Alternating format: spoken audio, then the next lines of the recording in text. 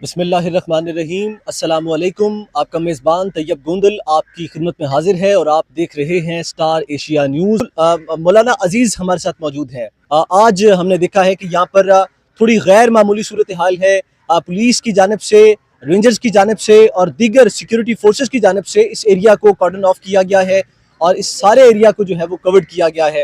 جاننے کی کوشش کریں گے کہ مولانا صاحب سے کہ مسئلہ کیا ہے۔ السلام علیکم جی۔ وعلیکم السلام ورحمۃ اللہ وبرکاتہ۔ مولانا صاحب بتائیے گا، آج پولیس ہی پولیس ہے چاروں طرف اور آپ کرسیاں اور یہ چارپائی ڈال کے، چٹائیاں ڈال کے باہر بیٹھے ہیں۔ یہ تو پولیس آج سے نہیں ہے، یہاں تو پولیس عرصے سے چل رہی ہے ہمارے ساتھ۔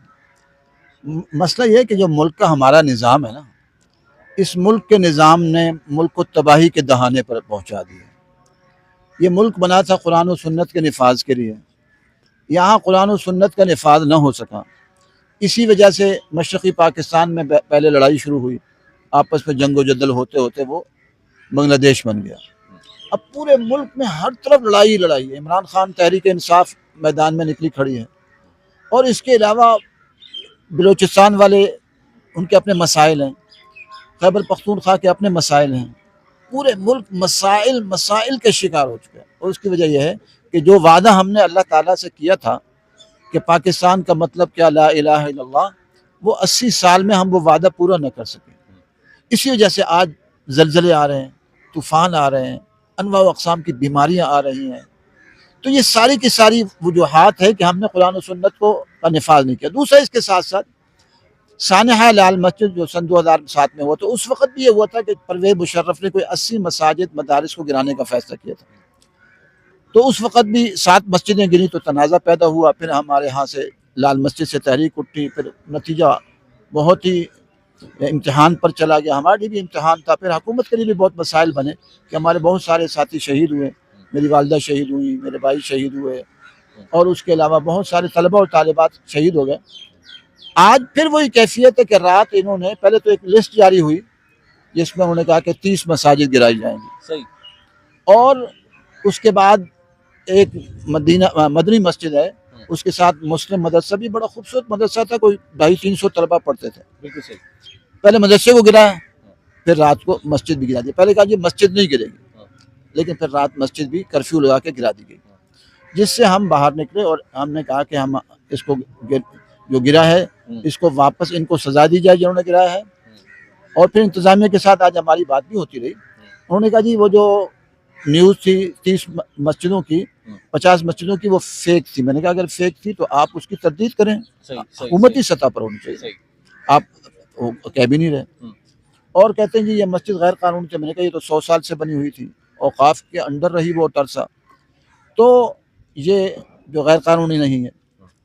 اور ہم نے کہا کہ اس کو جو ہے وہ تعمیر کی، وہ کہنے کہ جی ہماری جو مسجد کے مولوی صاحب اور خطیب صاحب اور انتظامیہ سے بات ہو گئی تھی کہ انہوں نے کہا جی کوئی بات نہیں، آپ گرا دیں۔ میں نے کہا آپ معاہدہ پیش کر دیں۔ تو اس وجہ سے ہم آج صبح سے تقریباً 9 بجے سے یہاں 9-10 بجے سے باہر ہیں، ہمارے طلباء بھی ہیں، طالبات بھی ہیں، ہم باہر ہیں، اور ہم نے ارادہ کیا ہے کہ جب تک یہ مسئلہ حل نہیں ہو جاتا روزانہ چند گھنٹے کے لیے ہم باہر نکلیں گے، چند نمازیں باہر پڑھیں گے، عصر مغرب عشاء پڑھ لی۔ آج تو چونکہ صبح سے ہیں تو آج اس کو مختصر شاید کر دیں ابھی، لیکن انشاءاللہ جب تک یہ مسئلہ نہیں حل ہو جاتا تو ہم انشاءاللہ احتجاج کرتے رہیں گے۔ اچھا مولانا صاحب، ہم نے دیکھا ہے، ماضی میں بھی دیکھا ہے کہ آپ اس طرح کا کوئی بھی لائک ایشو ہوتا ہے تو اس میں اپنا کردار ادا کرتے ہیں، اور بالکل کرنا بھی چاہیے۔ تو یہ بتائیے گا کہ ابھی تک کیا سچویشن نظر آ رہی ہے؟ اور سیکنڈ، اچھا میرا اسی سوال کے ساتھ یہ ہے کہ جب آپ کسی بھی قسم کی احتجاجی تحریک کی کال دیتے ہیں یا آپ کوئی پروٹیسٹ لے کر باہر نکلتے ہیں تو آپ کو گھیر لیا جاتا ہے، پولیس آپ کے علاقے کو کارڈن آف کر لیتی ہے، آپ کے لال مسجد کو بلیک آؤٹ کر دیا جاتا ہے، اس کی کیا ریزن؟ یہ تو حکومت سے آپ کو پوچھنا چاہیے نا، تو اب سے نہیں ہے۔ ہم پاکستانی ہیں، ہمارے شناختی کارڈ پاکستانی ہیں، ہم اس ملک کے رہنے والے ہیں، اور ہم آج سے نہیں رہ رہے۔ اسلام آباد تو ہم آئے تھے سن 64 میں آئے تھے، والد صاحب، میرے والد صاحب آئے تو 35 سال تو وہ خطیب رہے۔ ہم کوئی باہر سے نہیں آئے، امریکہ برطانیہ سے نہیں آئے۔ امریکہ برطانیہ کے والوں کو تو یہ بڑی اہمیت کے ساتھ رکھتے ہیں، اور یہ صرف ہمارے ساتھ نہیں ہے، اب تو پوری قوم کے ساتھ یہی ہے۔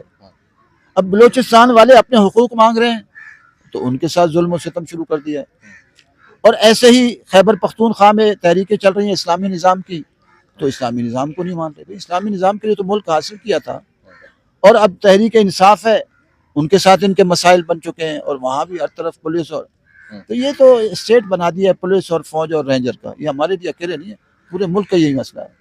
مولانا صاحب جو علماء ہوتے ہیں لائک ان کے بارے میں کہا جاتا ہے کہ وہ بڑے پولائٹ لوگ ہوتے ہیں، لیکن آپ نے بندوق اٹھا رکھی ہے، کیا وجہ ہے اس کی؟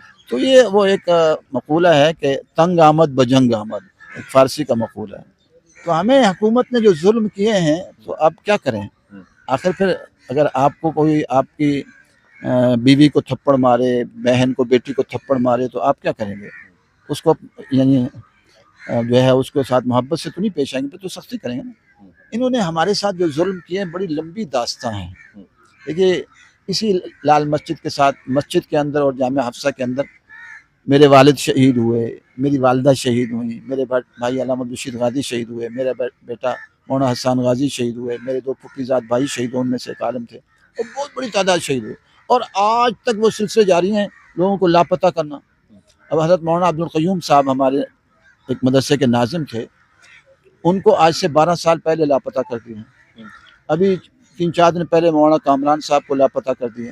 تو یہ جو ملک ہے یہ تو اب باہر والے بھی کہہ رہے ہیں، امریکی بھی کہہ رہے ہیں کہ یار تم بڑے ظالم ہو. اتنا ظلم اس پاکستان میں ہوتا ہے، امریکہ میں بھی نہیں ہوتا، اور اسرائیل میں بھی نہیں ہوتا. اسرائیل سے زیادہ ہمارے یہ حکمراں اور ہماری ایجنسیاں ظالم ہیں. تو پھر مجبوراً تو پھر تنگ آمد بجنگ آمد ہوگا. بالکل ٹھیک ہے. بالکل آخری سوال مجھے یہ بتائیے گا، ابھی تک لائک آپ ہمیں جس طرح کہ میں نے پہلے بھی بتایا کہ آپ